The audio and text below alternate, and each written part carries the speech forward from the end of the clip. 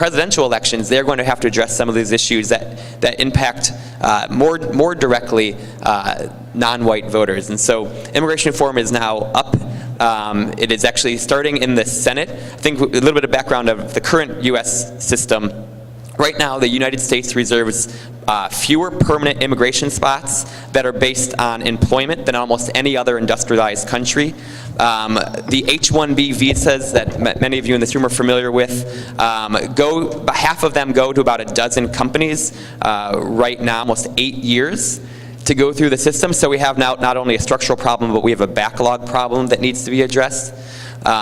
The process right now, again, it was forced by the 2012 elections. There was, some of you may have heard of the Gang of 8, 4 Republicans, 4 Democrats in the U.S. Senate. They have passed this bill with bipartisan support out of committee. It is now headed to the floor of the U.S. Senate. It is the belief among many that in order to have a chance of passing the House of Representatives, which are made up of legislators from districts drawn to their own benefit, meaning that they have less of an imperative to compromise, an overwhelming show of support is going to be needed in the Senate. In the U.S. system, although there's 100 senators, 51% passes, you actually need 60 votes to keep things from being stalled. And so the goal is between 60 to 65 votes in the Senate. And that's where the conversation takes place right now. The goal is that this is passed in both houses and signed by the president right around the August recess, so either right before or right after. There are obviously lots of steps to go in between, so that can be increased or could be delayed, but that is, I think, everyone's goal. Some of the changes that are being discussed right now are moving the H-1B visas from currently 65,000 to 110,000, and also increasing the number of visas for new graduates from 20,000 to 25,000 for those that are getting a STEM degree, science, technology, engineering, and math.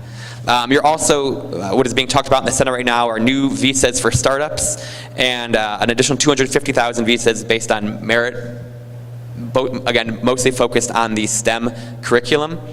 They also are looking, the Senate right now is also looking at cracking down some IT companies that are, in the government's view, abusing the system and over-relying on H-1B visas where it's not always necessary, but sometimes for lower wage for doing the same work.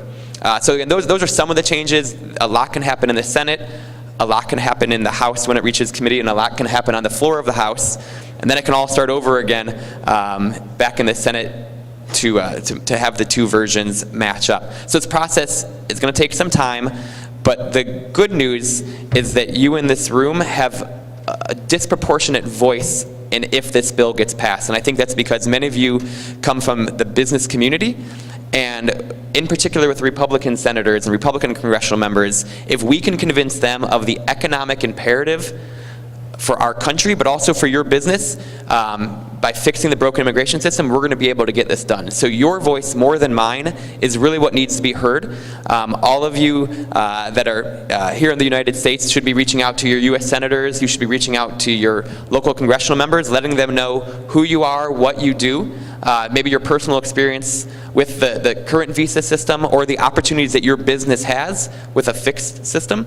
And if you do that, and if people like you and me across the country take part in our democracy by having their voices heard, we're going to be able to get immigration reform passed. It won't be perfect. Legislation never is, but it will move it closer to perfect. The founders of the Constitution said we're forming a more perfect union, so the goal is to move forward step by step, and fixing comprehensive immigration reform this year with your help is possible, but we need you to do it.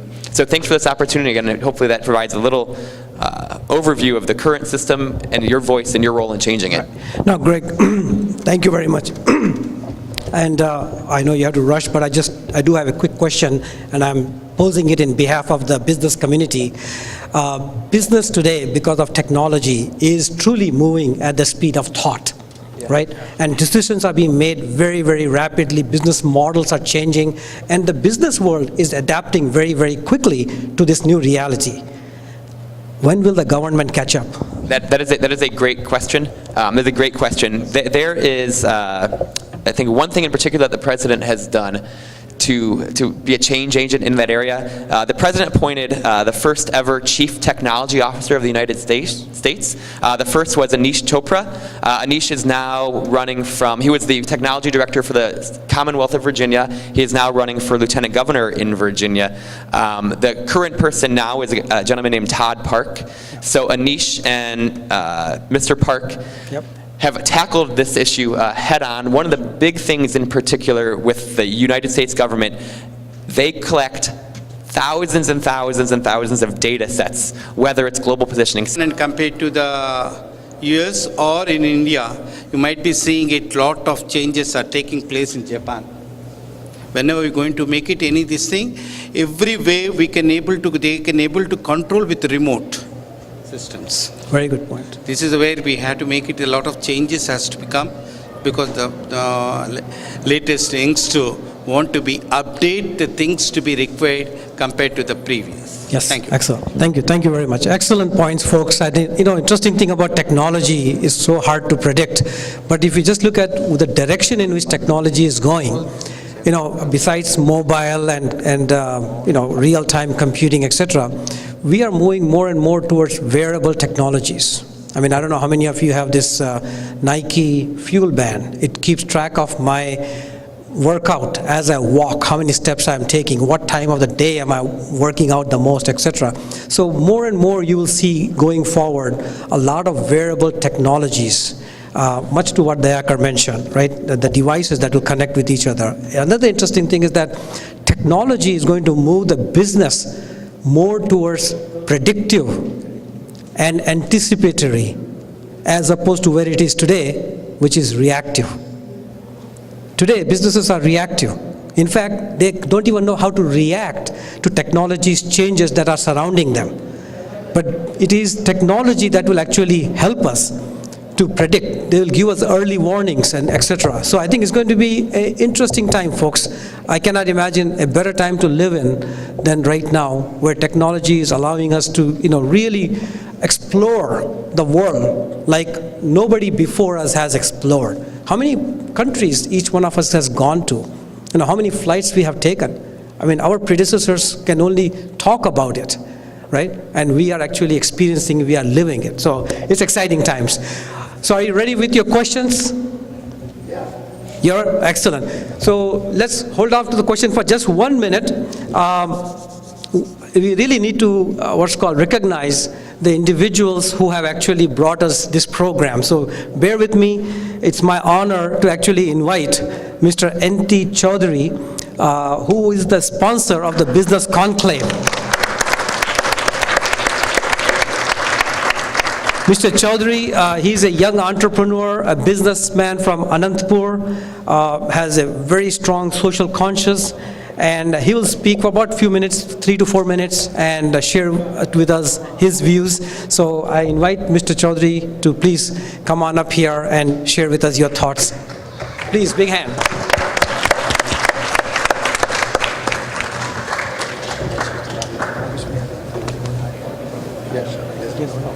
It's all yours. What do you guys want?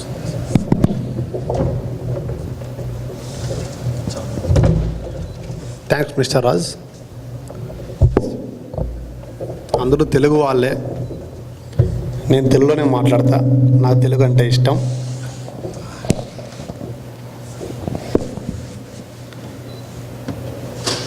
First of all TANA team సభ్యులందరికీ పేరు పేరున ధన్యవాదాలు తెలియజేసుకుంటున్నా. I think all are Telugu peoples, right? Yeah. Yes. You and Pratimara. Go ahead. Oh. Okay. It's okay. No problem. I would like to speak to English, but I want Telugu. This ఎక్కడో కలుస్తుంటాం కాబట్టి దాంట్లో మాధుర్యం ఉంటుందని నేను భావిస్తాను. See, business కంక్లేవ్లో నేను తెలుసుకున్నదంతా ఏంటంటే 3 రోజుల్లో తానా పీపుల్ దీని వెనకల ఎంతో కష్టపడ్డారండి. మీకు వీళ్ళందరికీ టైమింగ్ సెట్ చేసుకొని, ఇక్కడ జయ గారు ఉంటారు. జయ గారు వెరీ బిజీ, ఇండియాలో ఎవరికి దొరకరు నాకు తెలిసి.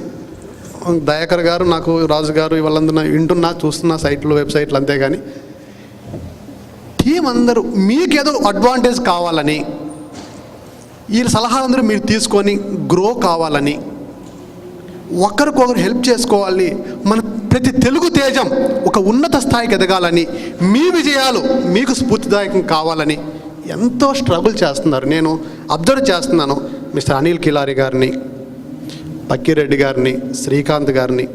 వాళ్ళందరూ ఈజ్ నాట్ ఎంప్లాయీస్, ఈజ్ మన brothers. Near sourcing, all these issues are being faced by many IT consulting companies. But as you mentioned, people, process and technology. If you use the technology, I know there is one company in Chennai, they use Cisco presence, the video conferencing. Most of their employees, they don't go to the client side. They are able to provide all the consultancy. Most of the discussions happens using that kind of a near telepresence kind of technology. They are already using the technology, so no need to worry about the visas and visa rejections and all this thing. And people is definitely is one element which our company is also focusing on. Unless you have very good, high quality, high productive people, particularly for knowledge industry, we can't survive. And definitely that's a very important element, and India is addressing that particular aspect. The process, as I mentioned, this thing, more than the technology, we need to innovate on the process, particularly the business process. Whatever is today relevant may not be relevant tomorrow. So we need to innovate new processes, new business models, then only we'll be able to succeed. I think all of us are putting our efforts in that direction. Next question, be ready please. So I will address I think you asked about how people like you are in the industry and working for last 20 years, then how they really come out, or really how they help other startup companies, or how they start their own companies. If you look at myself or Chaudhary, all of us like you, we all worked in big companies and come out. And I know like the one thing I can tell you, it's very hard when you're working in a big company to just get out and start a company. Especially once you get in the comfort zone, it's really, really hard. So that's where you had to really, what I call this 80-20. Even though you're working in company, 80%, of course you have to do the job what you have to do at your company. But you can start thinking about really this 20% of the time. There are enough, I can tell you right now, there are enough really groups started to help startups. Even Dallas, as you know, like as Pratima mentioned, one of the reason it got very active in Thai was I felt like we did not have any organization in Dallas to help startups. So we have startup mentor programs, and we also have angel investors, as we talked about, and now also VCs. One thing you have to look at as Indians, as you know, like most of us really came here with technology background, and I give a lot of credit to people like Vinod Kochla and all that worked in big companies. They got from those companies and they started their own companies because they were hitting the glass ceiling. Right? That's the reason they started their own companies. Now, it's also next wave of things happening, like me. It's already happened in the Valley, as you know. There are a lot of Indians already started VC companies and been very successful and doing really well. It's interesting, like when I started my company, I knew once we took like a $45 million from a VC, they will fire me, because most of the time it used to be, not a fire, but I should say, they would move me from a CEO position to CTO position. That's the way it used to be. If you are an Indian, that means you are good as CTO, not a good CEO. Can you believe it? How many companies are run by right now Indians, right, as CEOs? Big companies, right? So same thing, I think VC world also, in the beginning, it did not take an Indian being a VC. But it's already happening right now. I'm happy to see in Dallas we are the first one to do it. So, so I think you come with, I can tell you, Pawan, I know we're talking about like there are plenty of opportunities. I think people like you have excellent backgrounds. That's what is needed. The talent is the problem right now. I can tell you, like especially your area, that one of the companies we are looking at, a kid from IIT Kanpur, they are hiring directly. They're paying them $150,000 for big data engineers, big data scientists. It's just really that this market is really heating up. I think really, it's a matter of people like you. You can teach some of these kids, as you said. Some of them really may have that background, but don't have the experience. So, you come with me a plan tomorrow, we will invest. All right. Thank you. Thank you very much. Your question was pointed to Dayakar and Chaudhary, right? Do you want to add anything? Yes, go ahead. I just wanted to say that on behalf of TIE is working very hard to collaborate with India, state of Karnataka, and some of the others to start a cross-border entrepreneurship program. And TIE Dallas is very much in the heart of it, along with Silicon Valley. But immediately we could catch him and we could got him arrested, and that happened in '99. And today, India has come a long way. No reason why all the multinational companies who are not doing any product development end-to-end in India earlier, today they are doing all that. If Indians are stealing away all the IP and there is no intellectual protection, I don't think multinational companies are fools. Just keep on investing millions of dollars in developing the products in India. Where, as I mentioned to you, NVIDIA Tegra chip, which goes into all the Android phones, totally developed from India. Similarly, Microsoft, many products are getting developed this thing. So product development, in fact, R&D outsourcing is a big thing now. It's a big next wave for India, and it's happening in a big way because we don't have those issues what you mentioned, that IP thefts were noticed. Had we noticed, probably that sector wouldn't have grown. So probably I think we may have to correct that impression that Indians are trying to steal and there are no ethics. So on that, this thing, I can vouch on that, and you can safely invest your money in India. Thank you. Again, in this subject, Chaudhary Garu knows more than anybody else. I think he has seen this industry, how it has grown. And if you look at GE had filed more patents from Bangalore than any other place. I'm proud of you know that.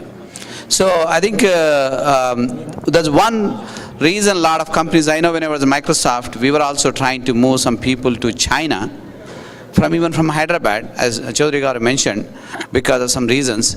But finally, Microsoft pulled the plug to moving to China because of intellectual property reasons. India has, even though we think like archaic laws and all that, but the IP production wise, lot better than China and all that. China, even Russia. I didn't know. I had one engineer from Russia working in our company.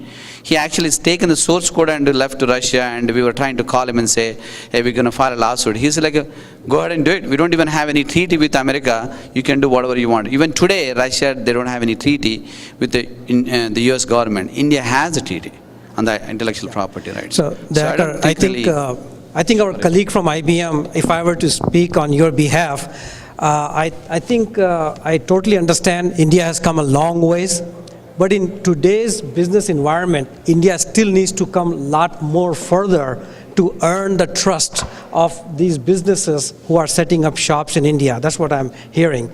Because there are too many rampant cases of forgery. People who don't have degrees are showing up with degrees and things like that. So I think right now it's probably agree to disagree. It's not the IP theft what we're talking. No, IP theft, and I think that was another issue that he was raising. So there's different kinds of things.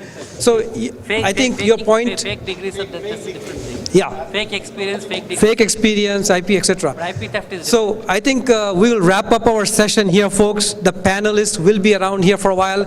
At this point, I would like to invite Jagdish, Anil, and Chaudhary Garu, if you could come back up at the podium. We would like to felicitate our panel here and wrap up this session. As I mentioned, our panelists will be here for a while. Request you to be around and give these folks a big round of applause. I'll try to be very quick, please. I'm Jagdish, corporate co-chair. We would like to invite Prasad Bendre and Suman Roy also onto the stage. Please note they are also the silver sponsor for the Thana festival today, and they are originally to be felicitated on the main stage, so we are trying to do this right now. While they are coming on to the table, please note, we should also thank NT Chaudhary Garu. He is just not the sponsor for this enclave. Please note that. He is a grand sponsor for the entire Thana convention this year. So we should thank him to be the grand sponsor of the Thana Convention. They are a 1,000 crore company, and we are honored to have him here along with his team. So while they're all coming on, Prasad Bendre and Suman Roy are the directors for 3i Infotech, who are also the silver sponsors for the Thana Festival today. We thank them for coming.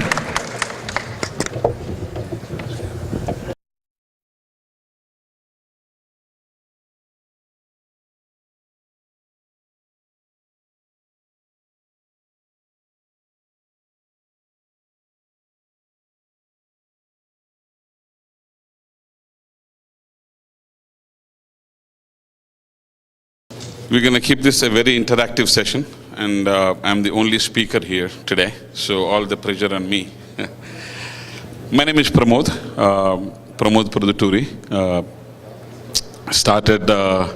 Got into the restaurant business in 2003. My background is IT. I have done a lot of IT consulting work, had an IT company.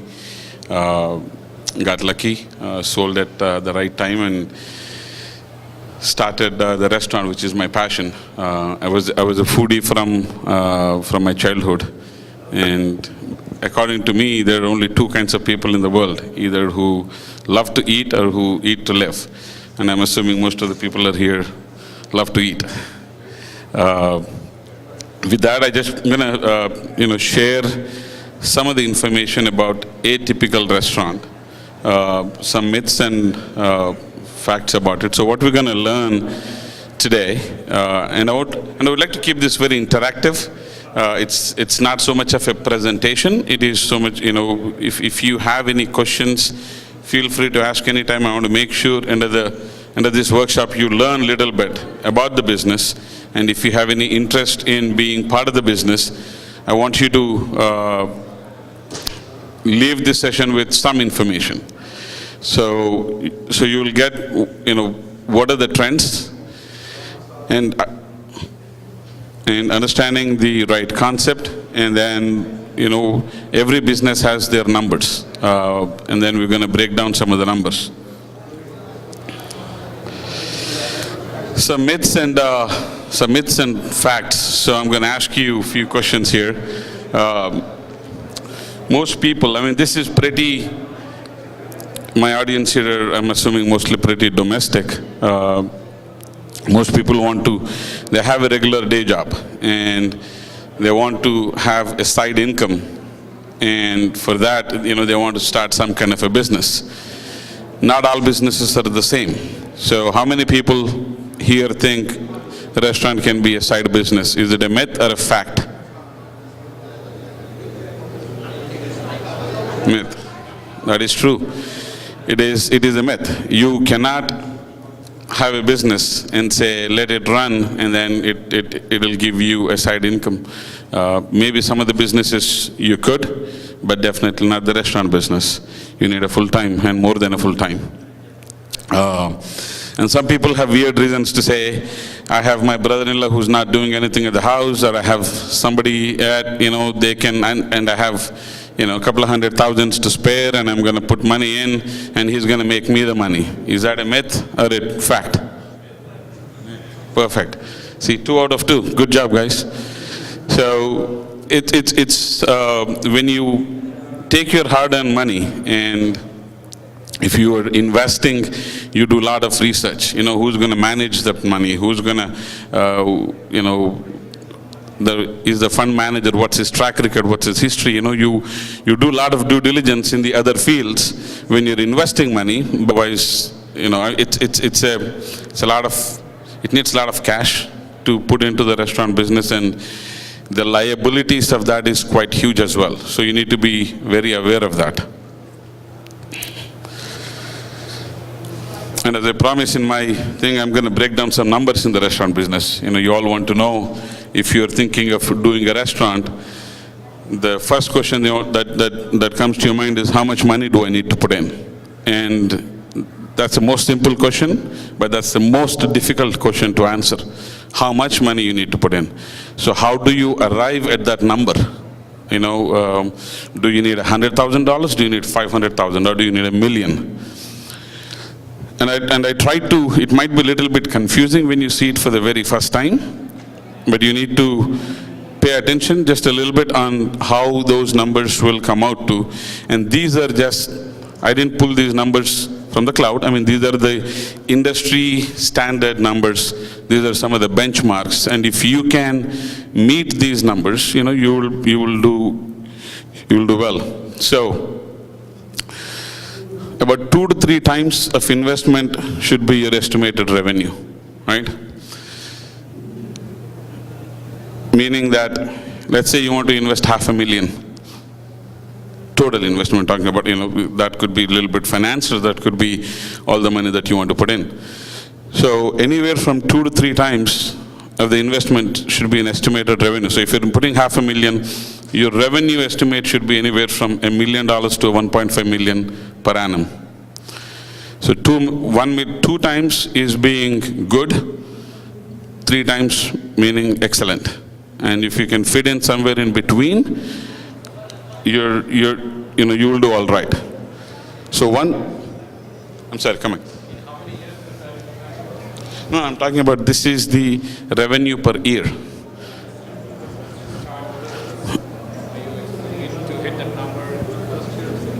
Fantastic question.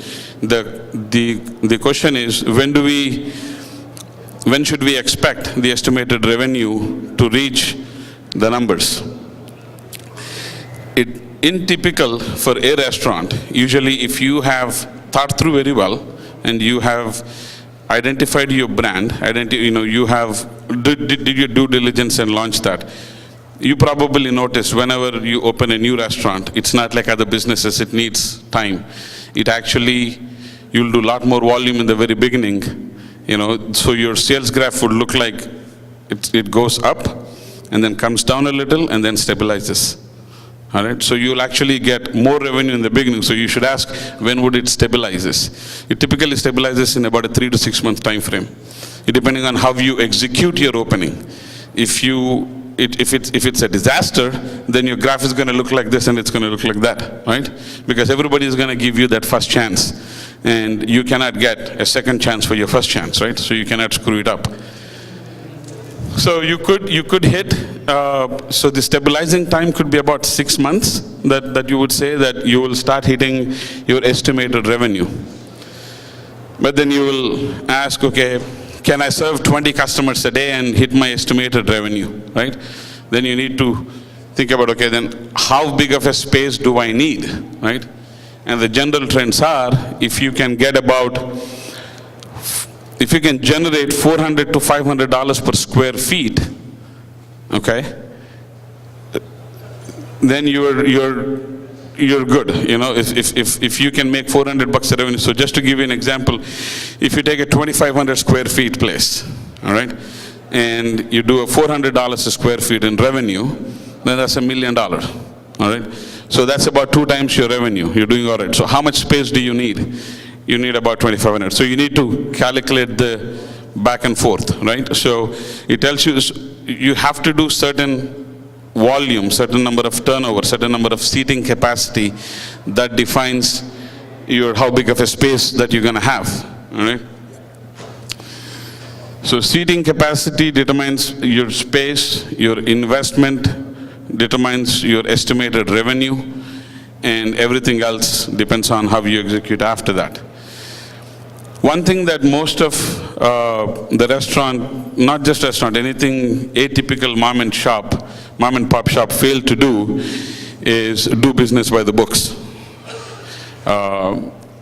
There was a handful of restaurants, decent restaurants.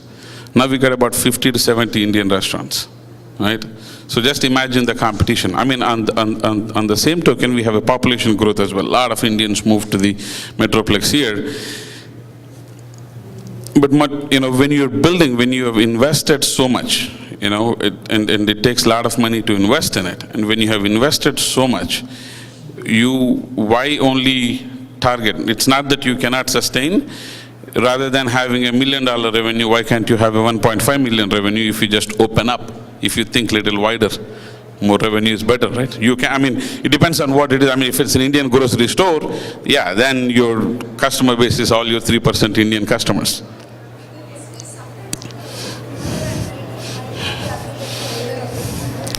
Correct. Fantastic. That's a very good question. So the question is, if we just target the other customers, maybe we compromise, or maybe we may have to change to suit to the 97% of the population. You know what? It's always the authenticity that wins. You don't have to necessarily compromise. You should be able to modify. You know, so that's where you do your due diligence, and you should be able to modify.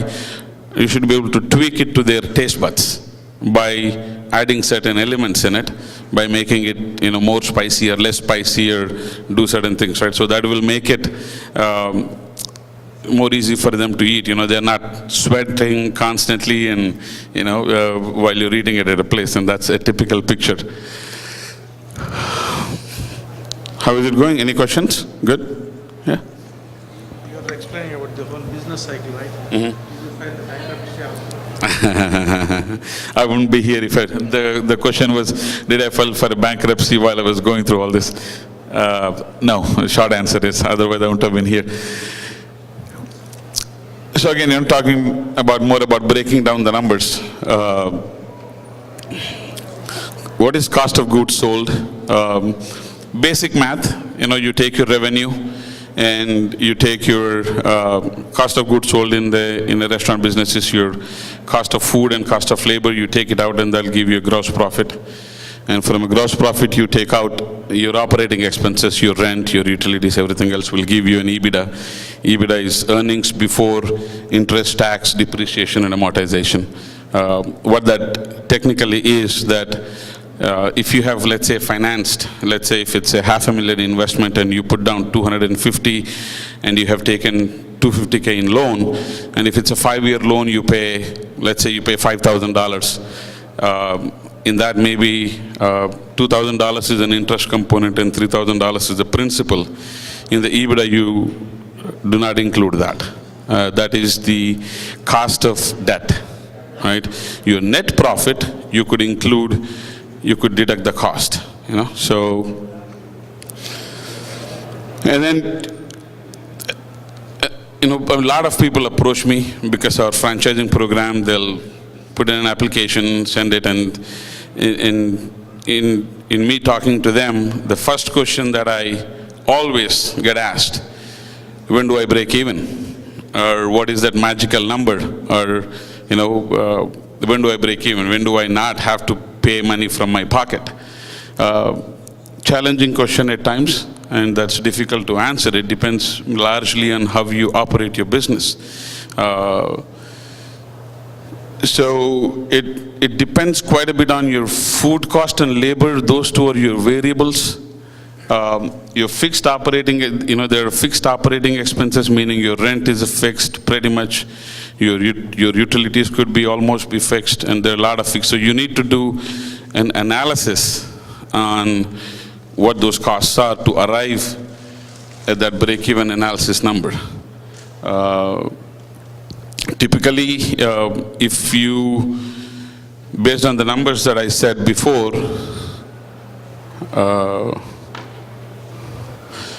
from an investment to your estimated revenue, what I recommend is, if you come up with whatever your numbers are, if you can break even at 60% of your projected estimated revenue, if you anticipate $1 million revenue, 600K would be your atypical, a benchmark kind of a number to estimate that you will have a break-even analysis. So if you do about $50,000 a month, let's say it's a break-even. So it's always going to be a percentage. If you estimate more than several locations of that, and I just wanted to do this as more of an information for you. But if you're interested, I can talk to you after this one. Last question.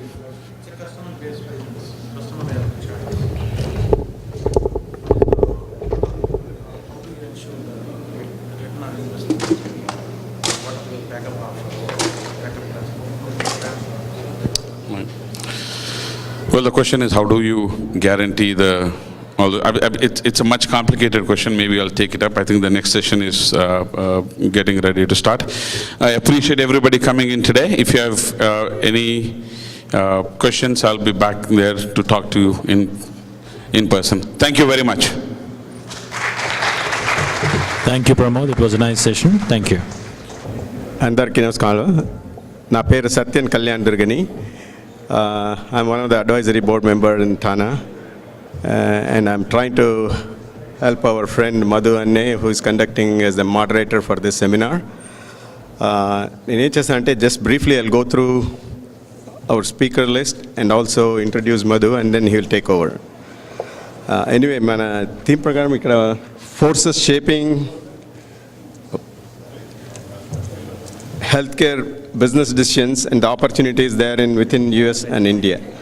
So this is the theme, and then the speakers are Mr. Venu Chennupati, CEO and co-founder of Aswas Healthcare Private Limited, Mrs. Priya Dandekar, Associate Vice President, Surgical Services and Digestive Diseases, University of Texas, Southwestern University Hospitals, Dr. Prem Reddy, Chairman, President and CEO of Prime Healthcare Services, and of course our moderator, very dynamic and very young, very enthusiastic. I'm very much impressed, even though I didn't know him, and we just started working on this great seminar. You will be really enjoying this evening's moderation by Madhu. He's a Senior Vice President and co-founder of Ruby Sixes Incorporated in New Jersey.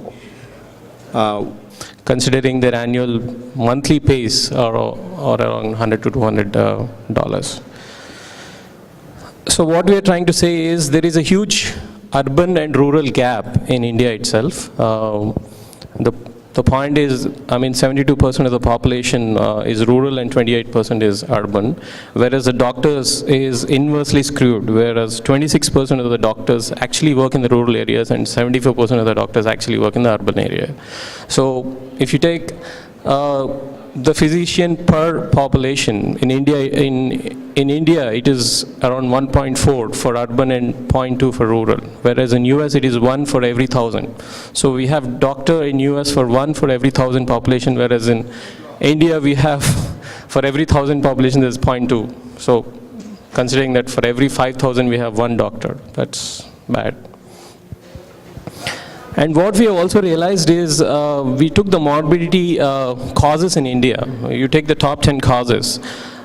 We have realized that 7 of the top 10 causes can be treated with simple inexpensive interventions. So we looked at the data of the entire India, and then we said, okay, some of the problems can be addressed in the primary health scenario itself.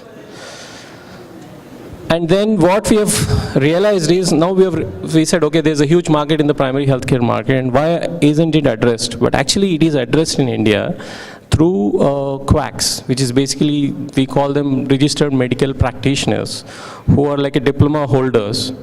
And since there are no doctors in villages, these guys are the first level of defense. So what happens is, in a village, if somebody is sick, they go to this RMP, and the RMP is not very knowledgeable.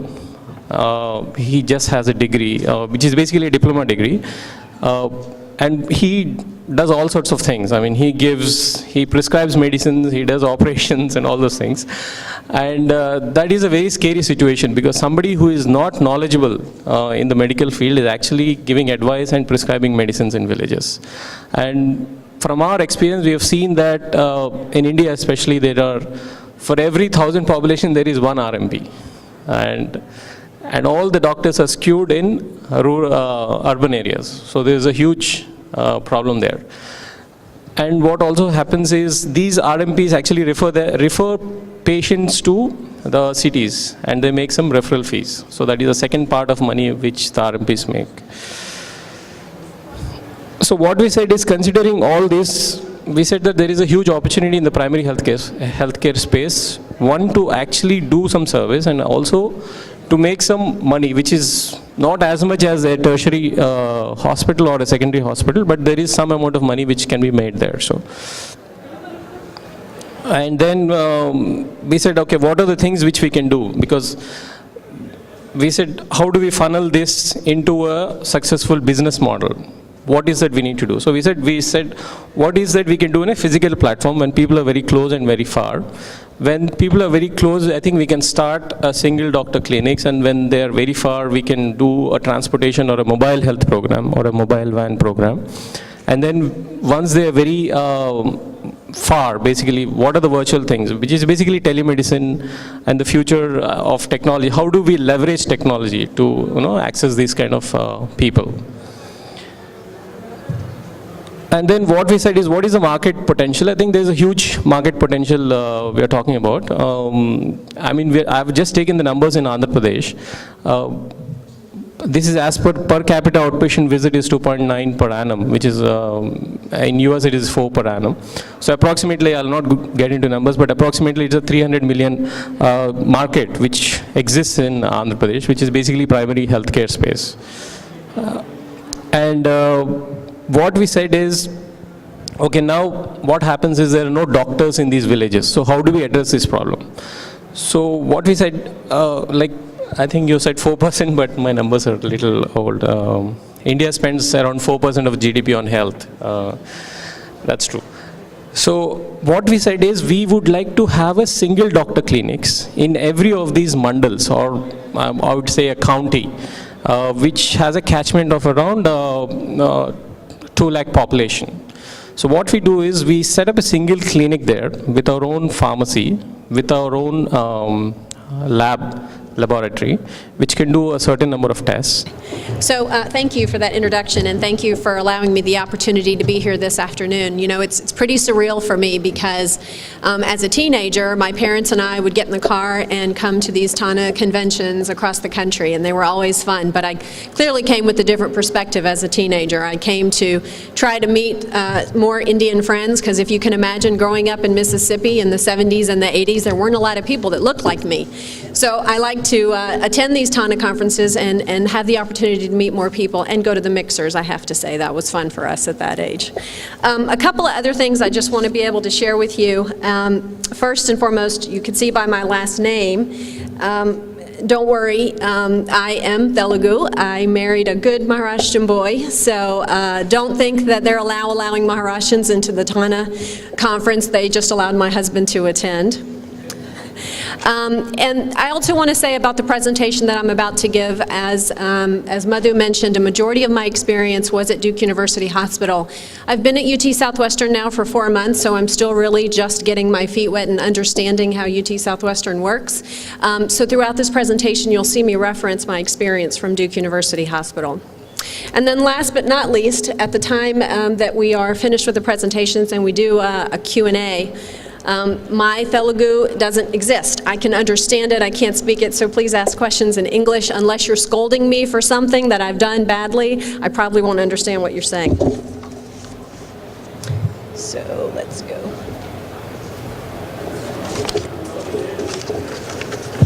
So unless you've been hiding under a rock for the past several years, you should know some of these terms because they're around us each and every day. And as you heard, all of us are impacted by healthcare today.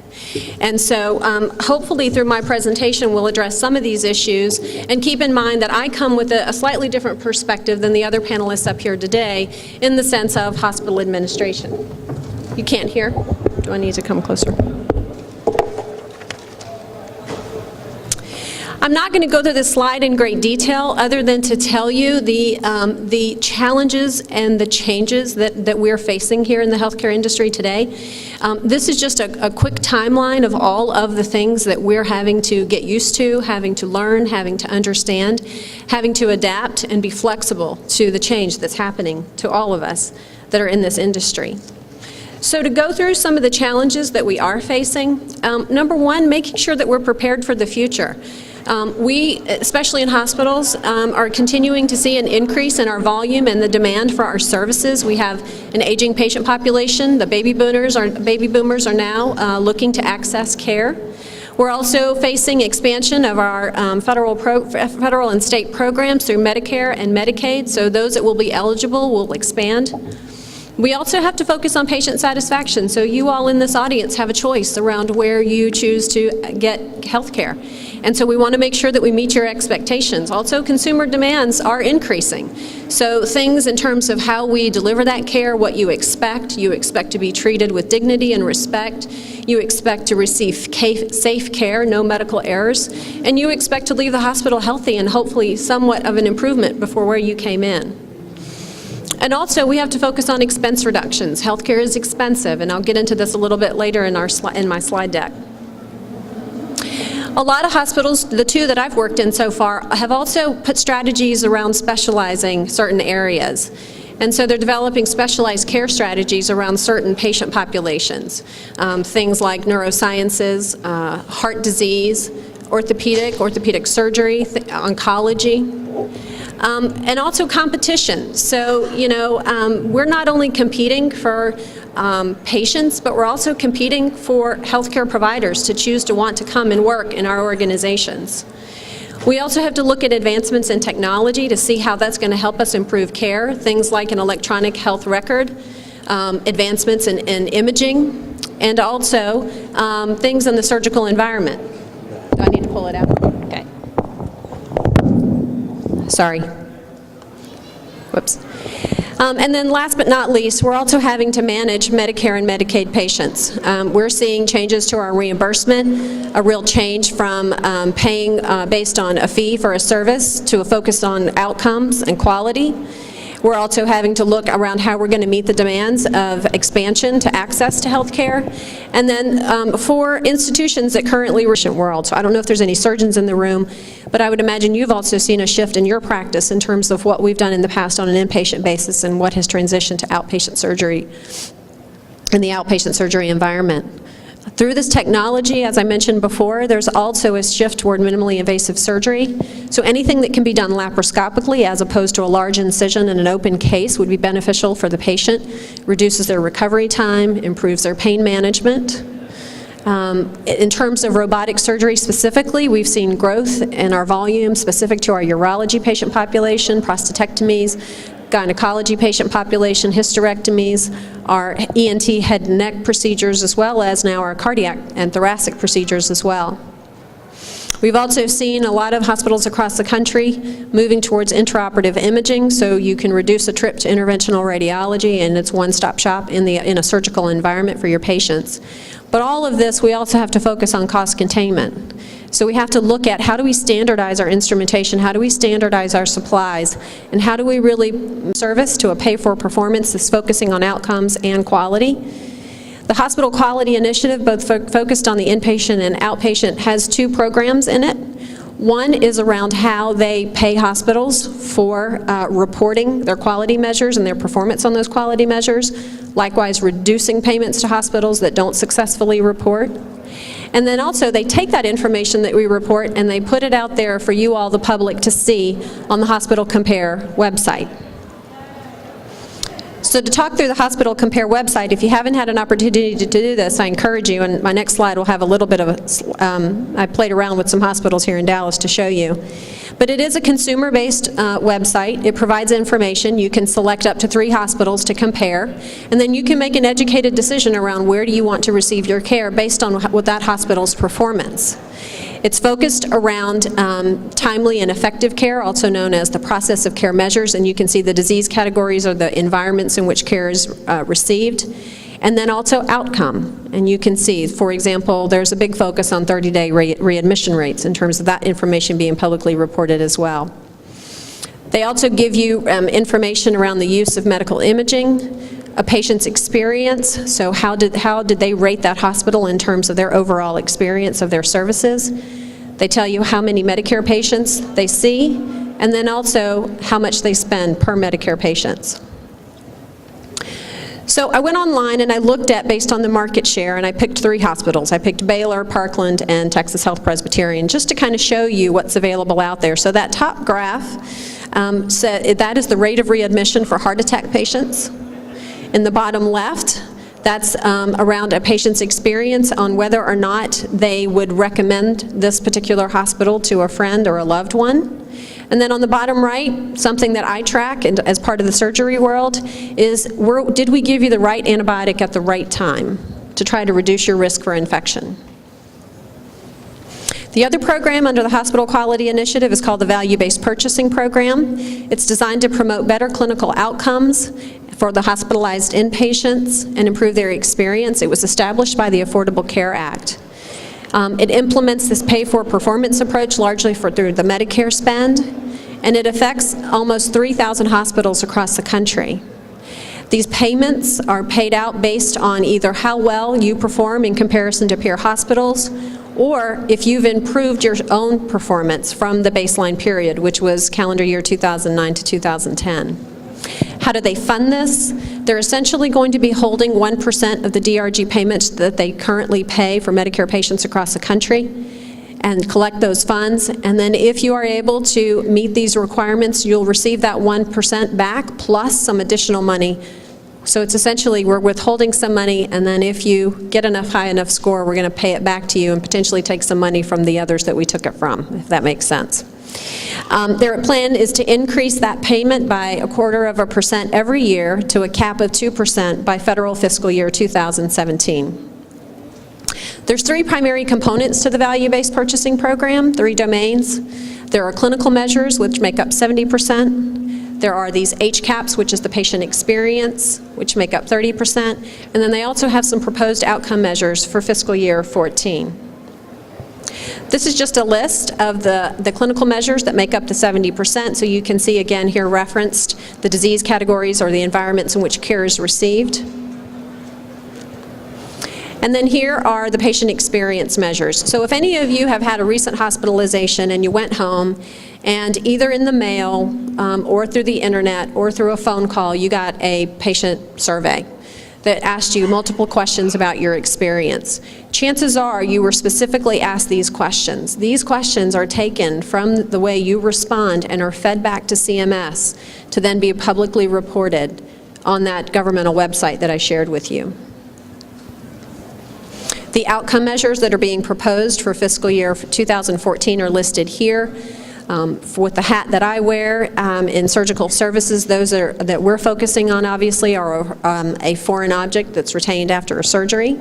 Things like pressure ulcers, so deep tissue injury wounds that occur while in the operative environment, and then also catheter-associated urinary tract infections that occur if the catheter is not removed by post-op day 2.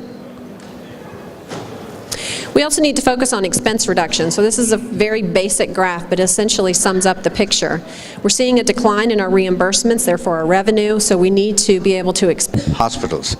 How it happened was, well, I'm a physician and then in a medical group, I was giving a certain amount, usually a third of your income, you could give it to charity, and you get tax deductions for that charity. And if you form a private or an operating foundation or a public foundation, you could give up to 50% of your income to a charity. I mean, of course, now with the Obama administration, people are debating what should be the tax deductions that need to be eliminated. And one of the eliminations is charity care, which is going to be fought by many organizations fiercely. But so in hospital industry, when you get to a big size, like our company is now $2 billion in annual revenue, at the end of the year in December, when you are trying to give cash for donation, you don't have cash because the cash comes a little bit later in hospital business, at least 90 days later, if not 150 days later, because you account on accrual basis, means what you expect your income is, but the money flows afterwards. So came up with an idea that how about donating a hospital a year, because most of these hospitals were financially underperforming institutions to start with, and buying them and converting them into a healthy, quality community hospital itself is a charitable work. And so we thought we would donate a hospital every year and pay off the debt, okay? And so it's debt-free, and donate that debt-free hospital to the foundation. So we started a foundation called Prime Healthcare Services Foundation, which is a public charity. That means the board has to be all independent people, and they have to make the decisions. So I started donating one after the other. Now in 5 years, we donated 5 hospitals. And as you see, through the years, I have contributed substantial dollars. Whoever could read the last sentence, please don't ask me to give you a portion of that. Thank you. Okay. Okay. You know, could you tell me one more time? Yeah. I think I'm nerd when it comes to these things. You want to go back? No. Okay, go back and forward, you know. Okay, that's the foundation, right? Where is the forward? This one, that's it, right? Okay, I'll do it. I was pressing the wrong one, that's why. Next slide. Okay, I got it now. Thank you. Okay, you see the for-profit hospital, not including the 5 Prime Healthcare Services, now stands at 16 hospitals at one point. It's actually 1.6 billion. If you add all of them, it'll be 2.1 billion, and we stand 9th position in this one. Okay, it will show you.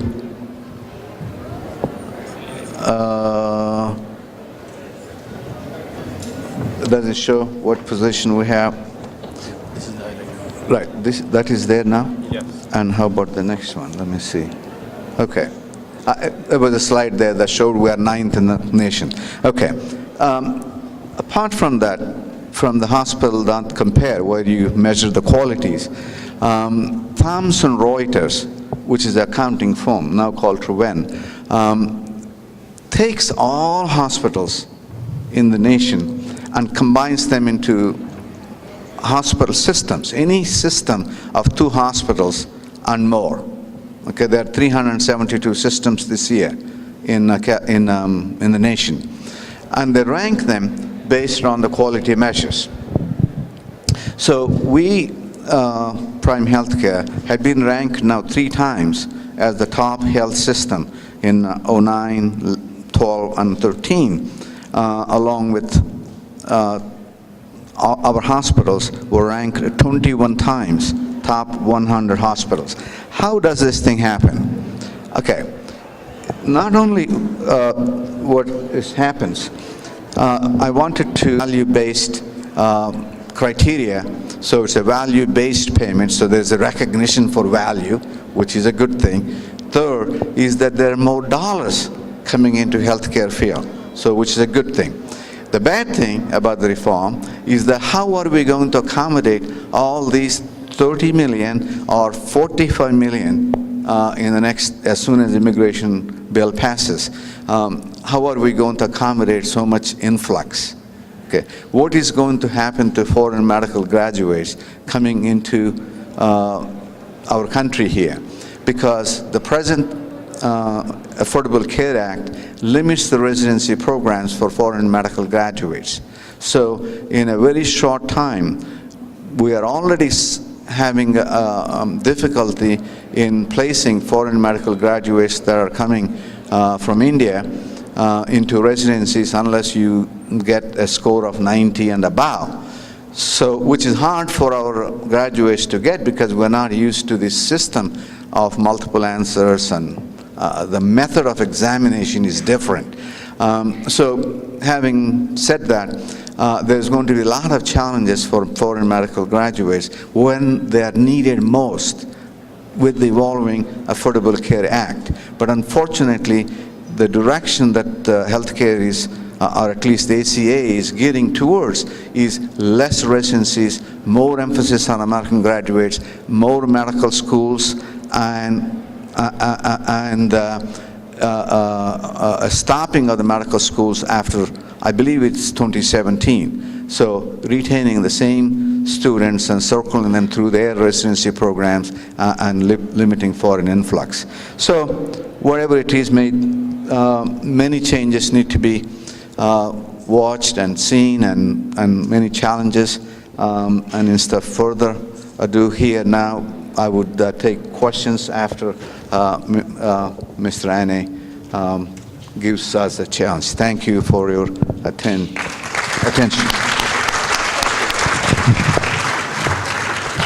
Thank you, Dr. Reddy Garu. That's a wonderful story about Prime Healthcare and also his perspectives on the market. And as he said, it's such a broad area, and it's better to seek questions from the audience and basically, get them to give you their perspectives. So with no further ado, let's, send it out to questions.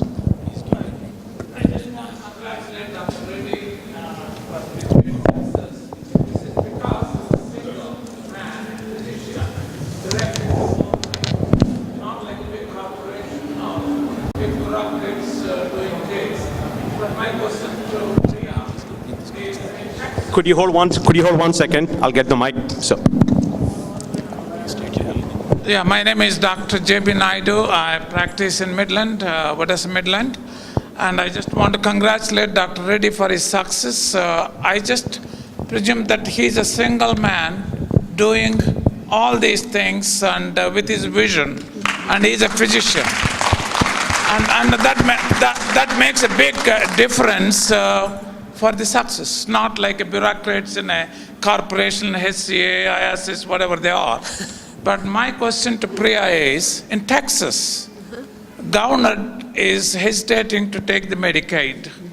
Number two, UPL money and also disproportionate money is drying up.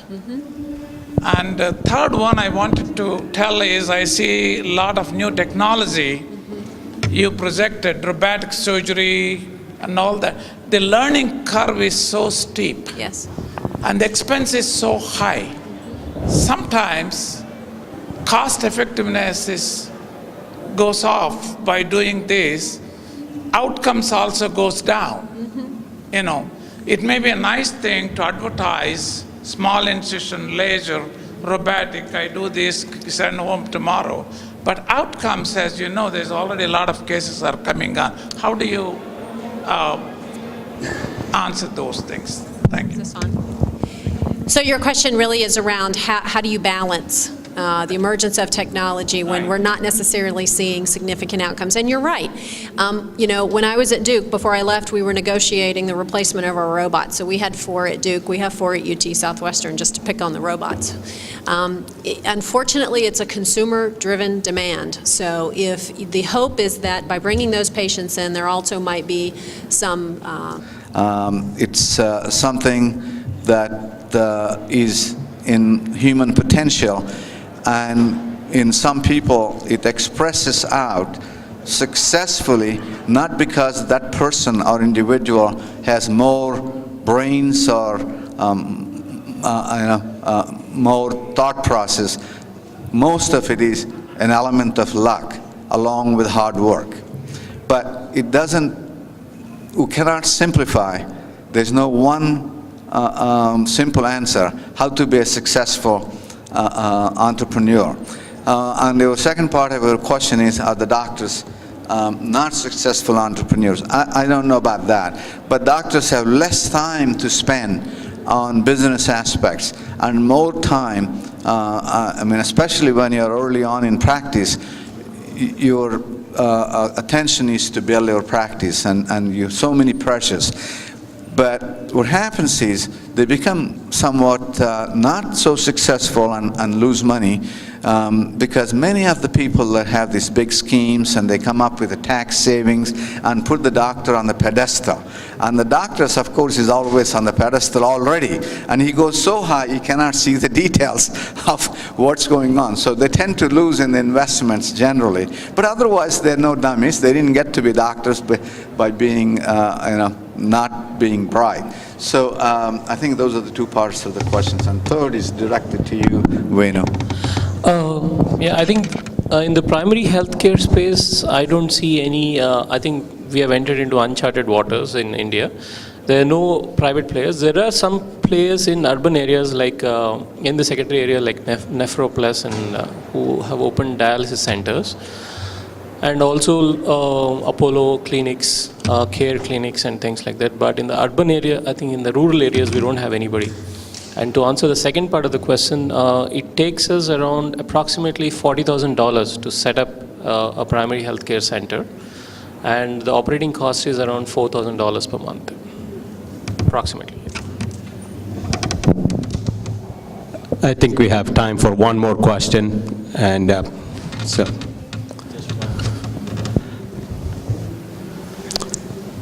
Sorry. So. My name is Kishore Sankara. Congratulations, Dr. Reddy. We have a small healthcare company here, and we have 4 facilities in Metroplex. My question is, we're thinking of going out of state and either acquire or get buy other hospitals. Right now, we're managing on a day-to-day basis with quality control, cost control, business office management, all of that, we do it ourselves. And my question is, if we go out of state, how do you manage those things, not being there on a day-to-day and not able to maintain that quality? I'm sorry, could you tell me what is the company you have? Sundance Healthcare. I met you a couple of months ago, we talked. You have a hospital, did you say? We have 2 inpatient hospitals and 2 day hospitals. Two acute care hospitals and? 2 day hospitals. Okay. So your question is, how best to manage them? Out of state. I mean, locally we manage well because we're all here. To get a bigger scale? In a larger scale if you go out of state. Okay, all right. It's a difficult answer because healthcare is not something, you don't go and put a cookie cutter plan into a different community and hope that thing would work. No, like Tip O'Neill, the old speaker, used to say, all politics is local.